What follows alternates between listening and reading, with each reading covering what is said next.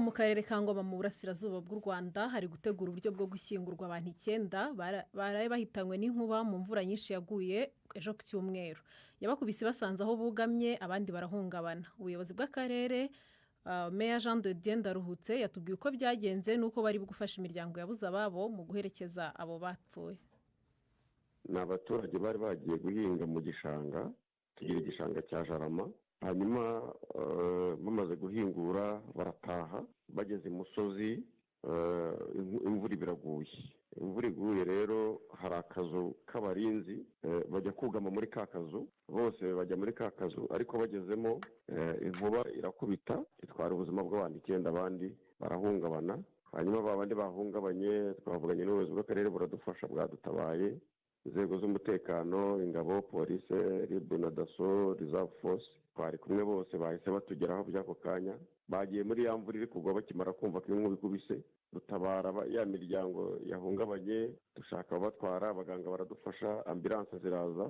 Hanyuma ariko akarere nako kari kahageze, kwa meya afata icyemezo cy'uko bagomba kujya ku bitaro bikuru bya Kibungo. Uyu munsi bameze neza, ariko abapfuye nabo kuko imirambo yari iri kure, twashatse uburyo dufatanya, dushaka ingobyi turabazamukana, hanyuma babajyana muri morgue kugira ngo bategurirwe uburyo bazashyingurwa. Igihe cyo gushyingurirwa impamvu batabashyinguye uyu munsi kuko baraye muri morgue, habayeho kuvuga ngo ese imiryango yahungabanye uyu munsi nitujya gushyingura ababuze ababo barashyingurwa mu buhe buryo.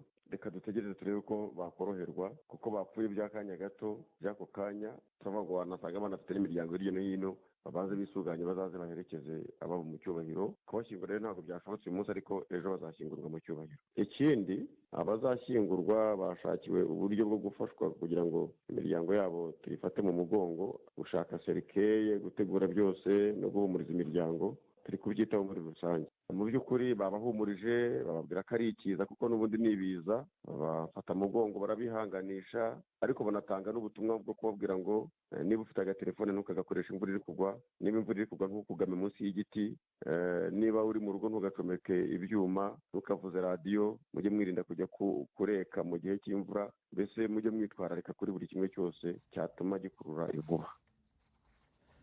Kera rero ngo umuhango wo gushyingura wakubiswe n'inkuba wabaga utandukanye n'uwapfuye bisanzwe. Twavuganye na Rutanga rw'Amaboko, umuyobozi w'ikigo ubuzima bushingiye ku muco uzobereye mu bijyanye n'ubupfumu mu Rwanda, asobanurira bimwe mu byakorwaga ku wakubiswe n'inkuba. Iyo rero inkuba yakubise umuntu haba hagomba kugira imihango runaka ikorwa, iyo bita ubugangahuzi. Ntibavuga ko yanamwishe, bavuga ko umwami yatwaye umugeni cyangwa yarongoye. Ubundi rero mu Kinyarwanda igikorwa cyitwa ubugangahuzi, kugangahuza se. Iyo inkuba yakubise rero icya mbere kiba babanza kuraguza, kuko baribaza ngo niki cyatumye umwami wo hejuru atugenderera. Noneho indagu baraguje, indagu ni ukuvuga ngo Imana irabibona iti ndagurira birimo birandenga, ndengurira ibirengera aho ntabona. Noneho za ndagu nizo zigaragaza kabitera k'iyo nkuba.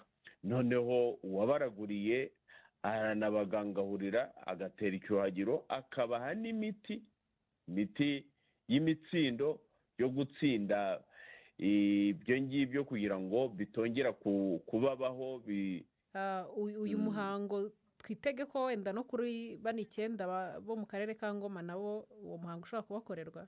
Ntabwo nzi niba muri iki gihe abantu babyitaho, niba binakorwa bishobora gukorwa n'umuntu ku giti cye, kuko abantu usanga baratwawe binyuze mu myizerere binjiyemo bisanzemo mvamahanga y'abakoroni, bibabwira ko ibyo bintu ari ibishitani, ari ibishenze. Ndashaka ko unsobanurira gato ku rubyiruko uyu munsi. Ni abantu benshi batazi uyu muhango watubwiye wo kugangahura.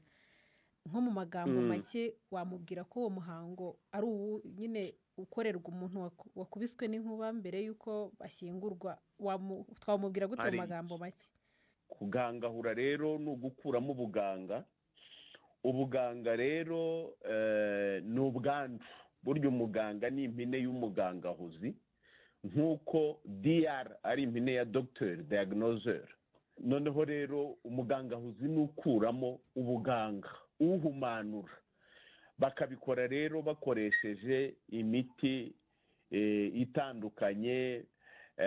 Mu byo bakoresha twavugamo nk'urubingo, noneho bakagira n'amazi y'ubuhoro, barangiza bagatera hantu haba hari imiti itandukanye bakoresheje. Ubwo mvuze ibyo abantu bashobora kumenya. Noneho binajyanye n'indagu bereje bagahumanura aho hantu, no kugira ngo bitazagira abo byongera kubaho mu muryango cyangwa umuzimu wabo ngabo agatera kubera yuko hatakozwe uwo muhango. Ese wari uzi ko icyo gihe ubundi inkuba yakubise batamukoraho, batagira ikindi kintu bagira bate hataragera umugangahuzi ngo agangahure? Noneho rero bahagera, ahubwo ikindi ntanakubwiye, muri ubwo bugangahuzi ntabwo barira, ahubwo bavuza ingoma bakishima ngo umwami wo hejuru yarongoye. Ngo n'igiti cyakubiswe n'inkuba ntawe ugicana batabanje kukigangahura. Bamwe bararwanira imyanya mu bigo by'amashuri afite ubushobozi buke bwo kubakira, mu gihe abandi bafite imyanya myinshi ariko ntibabone abanyeshuri babagana. Iki ni ikibazo kigaragara mu bigo byinshi by'amashuri mu Rwanda, aho ababyeyi batabona amakuru ahagije arebana n'ibigo boherezaho abana babo. Mariane Neza, impuguke mu kwamamaza, yabonye iki kibazo ndetse yemeza no kugishakira igisubizo. Yashinze urubuga Rwanda School Directory rukusanyiriza amakuru yose hamwe arebana n'amashuri, ndetse ayo makuru ababyeyi bakabasha kuyageraho. Ni inkuru ya Jean Claude Mwambutsi, i Kigali. Umwana yavuye Icyangugu ajya kwiga ikintu mu Gakenke kandi agisize Icyangugu. Wa wundi w'Icyangugu ari kuvuga ngo nabuze abana. Iyo bajya gusaba ntabwo baba bazi ngo Madame Ineza Mariane, umunyarwandakazi waminuje mu bumenyi bwo kwamamaza cyangwa marketing, aransobanurira urubuga yashinze akarwita Rwanda School Directory. Ni urubuga avuga ko yatekereje kubera ibibazo ababyeyi bahuraga nabyo bashakisha amakuru ku mashuri. Hari ababyeyi bifuzaga ko umwana wabo yakwiga amasomo runaka ariko ntibamenye ishuri ribyigisha. Hari kandi n'amashuri yabonaga umubare muto w'abanyeshuri kandi afite ubushobozi bwo kwakira benshi, mu gihe ayandi yabonaga abanyeshuri baruta ubushobozi bwayo kubera ko nta makuru yayo amenyekana. Aha niho Ineza Mariane avuga ko yakuye igitekerezo. Ibigo by'amashuri byinshi ntabwo bifite website, ntabwo bifite imbuga nkoranyambaga, ku buryo ababyeyi nabonye uburyo bagorwa no kumenya umwana wanjye bamwohereje mu kigo iki n'iki mu gihugu mu karere aha n'aha, akaba icyo kigo atakizi kandi mu by'ukuri nta n'ahantu ashobora kubona amakuru akerekeyeho. Bihuza n'uburyo ikoranabuhanga mu gihugu cyacu riri gutera imbere, uburyo riri gukoreshwa muri serivisi zose. Hanyuma rero ntekereza urwo rubuga ngenda ndukora buhoro buhoro. Mariane avuga ko amaze kwandika ibigo bisaga 600 ariko ngo afite intego n'ubushobozi bwo kwakira ibigo byose bizabyifuza. Bo bashyiramo amakuru avuga ngo turaba twigisha kuri ubu buryo, niba ari segonderi bashyiramo ibyo bigisha, bashyiramo manimero ya telefone, dushyiramo babyeyi. Kuri babyeyi twese tumaze kwimenyera ko ari dokima ishobora kutugaragariza kugira ngo ujyane umwana ku kigo iki n'iki biragusaba iki, hanyuma tugasoza dushyiramo na contact z'abayobozi, wenda urashaka umuyobozi w'ikigo. Ishuri ryigisha imyuga rya St Peter's College riri mu karere ka Muhanga mu ntara y'Amajyepfo ni rimwe mu yabimburiye ayandi kwitabira uru rubuga rw'amakuru. Umuyobozi waryo Evariste Habumuremyi yambwiye icyo biteze kunguka.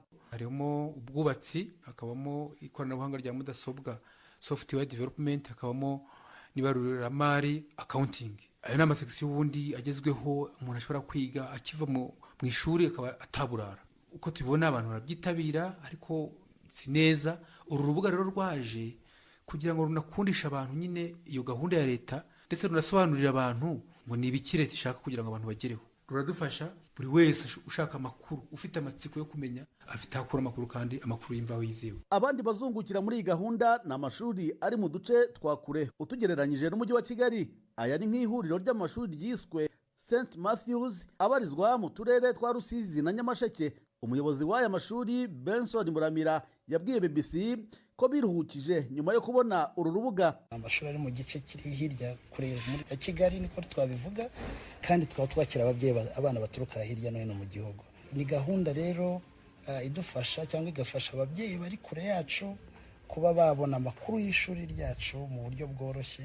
Ko hari igihe umuntu yabaga avuga ati iri shuri yabaga azi ko ishuri ritsinda neza ariko ntibimworohere guhita abona hakura amakuru yaryo nyirizina ku buryo byamworohera kuzana umwana we. Marianne avuga ko ateganya kwandika ibigo bigera ku 5,000 mu gihugu cyose. Urubuga rwe ngo ruzaba rubitse amakuru nkenerwa arebana n'aya mashuri kubera ko uburezi butagira imipaka. Marianne ngo aranateganya ko mu gihe kiri imbere yashishikariza n'ibigo bitari byo mu Rwanda kuba byakwemera gushyira amakuru yabyo kuri uru rubuga, dore ko hari abanyarwanda bajya kwiga mu bihugu bituranye n'u Rwanda ndetse n'ahandi ku mugabane wa Afurika, kimwe n'abanyamahanga baza kwiga mu Rwanda.